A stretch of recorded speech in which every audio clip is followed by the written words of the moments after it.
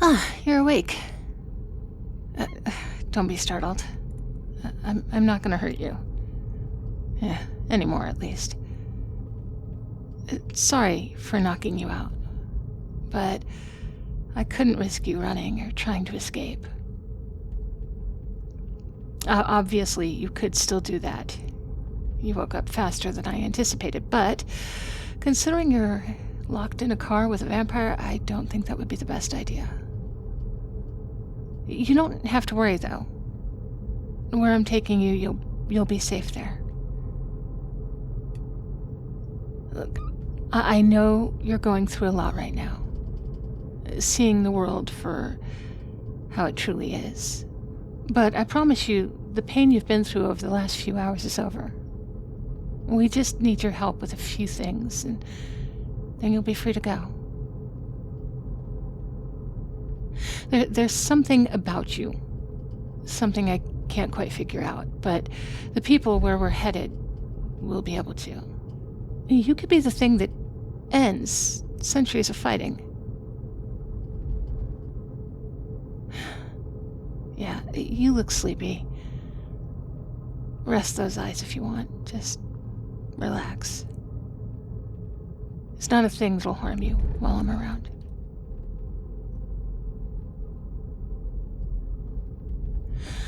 Wake up.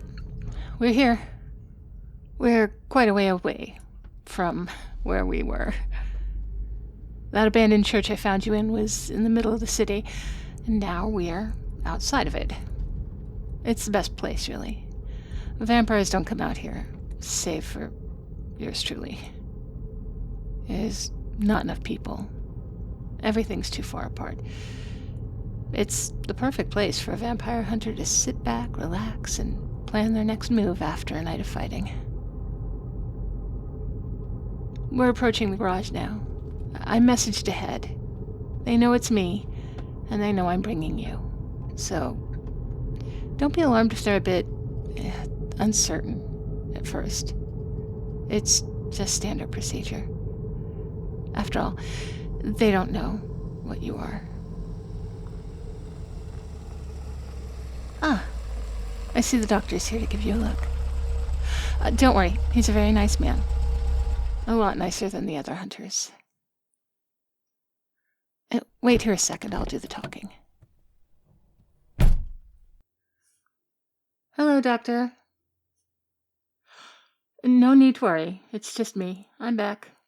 And I brought something I think you'll all be very interested in. I found them at the church. A last survivor. Rare, I know. Even rarer is the fact that they've been bitten and haven't turned. I'm not sure what you can tell, but I can sense something coming from them. A type of power that I've never seen before. I think this might be the reason they survived. And if it is, we might be able to use it somehow. My eyes don't deceive me, Doctor. I can sense the essence flowing from a person, and that one's essence is quite unique. If you'll allow me to speak with them, I'm certain they'll come along. After all, it's not like they have much of a choice, is it? This building's filled with vampire hunters. Trying to escape this place would certainly be a problem, wouldn't it?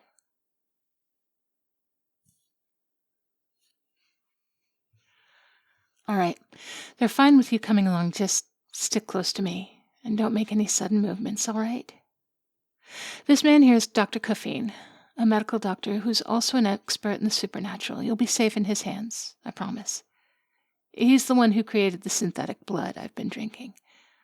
He's a genius. Speaking of which, Doctor, I could do with a drink about now? There was a moment earlier where, well, let's just say our friend here is lucky I have so much self-control. Oh, don't worry. I'd rather die than feed on a living person. It's something I could never do. If I did, well, I'd be no better than the one that did this to me, would I? Although, in a way, I'm already just as bad. just as selfish. Oh, apologies. It's the hunger talking. The angry itching at my brain. I need a drink, Doctor. I'm desperate for one. Like an alcoholic running the risk of getting sober, I need blood.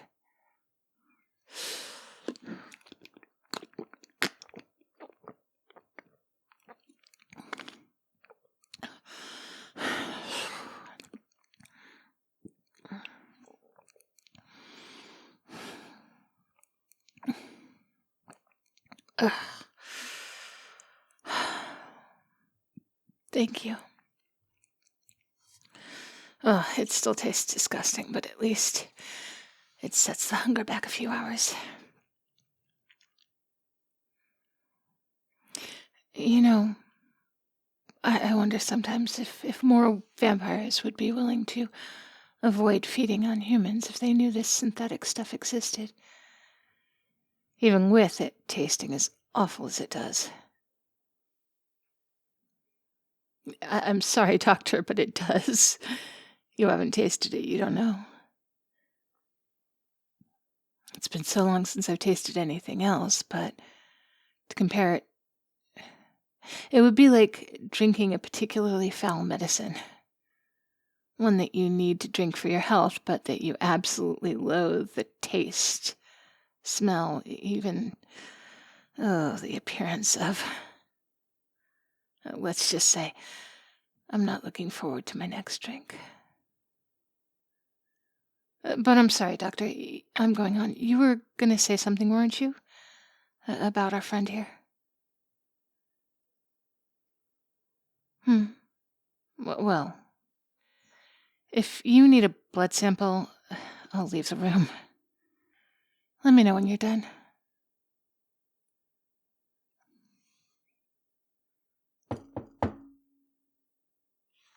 Is it safe to come back in?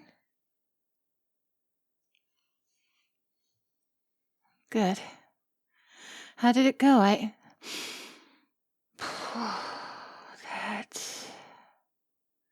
That scent.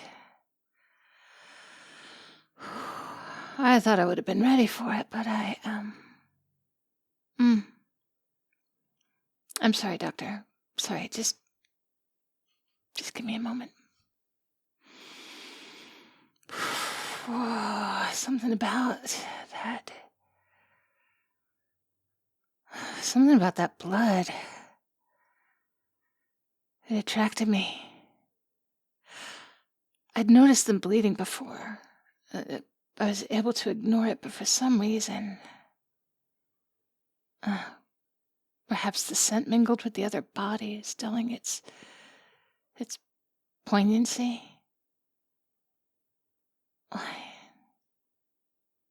It certainly smells rich. No, I'm fine. Just caught off guard. I'm sorry if I scared you. Both of you. But now, Doctor, tell me, what have you found about our friend here? Was I right? Is there some way they could help us finally end this conflict? You want to discuss it outside? Huh? Very well. We'll be back in a moment, my friend. I promise.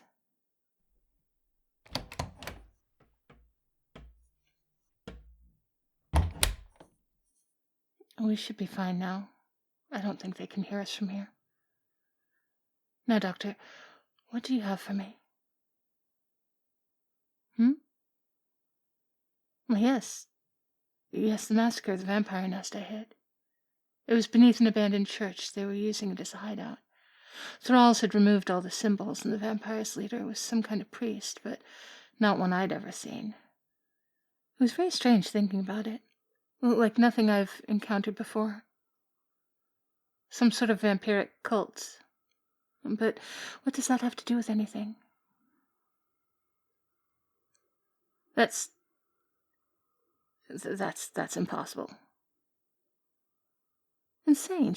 You're lying, surely. There's no way any of that can be true. Well, no, I've no reason to doubt you, not after all you've done for me, but if that's the case, if what you're saying is accurate, our friend here is in great danger. And far more powerful than I would have thought. It would explain how they've recovered from their injuries so quickly. Even the bruise they had when I knocked them unconscious vanished almost instantly. But why so dour, Doctor? Surely this is a good thing. Surely I was right, and this one here, they'll help us win the blood war. Oh, you're right. The other hunters were the exact same way about me when I joined your cause. But if it hadn't been for you, they would have strung me up and used me as a lab rat to test their weapons on. If you hadn't reminded them that I was once like them, I wouldn't be here now, would I? But given this one's power, I don't think they'll listen to you this time. They already don't respect you much. And I know this is a dark thought, but perhaps it would be worth it. Perhaps it would mean victory if we used this one. But then again, what would the cost be? The loss of what little humanity we hunters have left? I don't think we could really call that a victory, could we? No. No, I agree with you there. What am I going to do? The right thing, I think. I'm going to get our friend over there out of here. Will you be coming with us? Oh, really? Well, a distraction would certainly be appreciated. But still, the idea of you getting hurt or injured, Doctor, I'm not sure I could live with myself. Right, well, if you insist, I won't turn down the help. Very well. I'll go get our friend and get them out of here. It won't be easy, but thank you, Doctor. Try and stay safe. Show no mercy.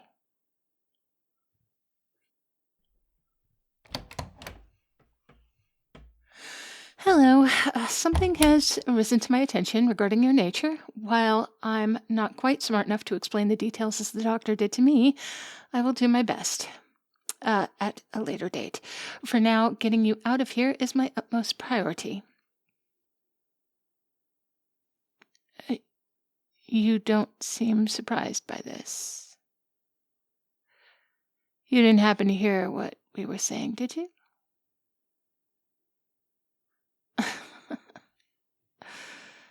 Liar.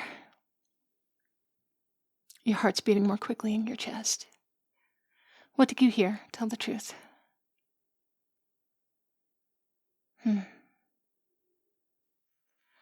Okay. Dr. Coffeen does tend to be a rather quiet speaker. Some people say it's almost as if he isn't speaking at all. But the truth of your nature doesn't matter for the moment. Stick close to me. Let's get you out of here.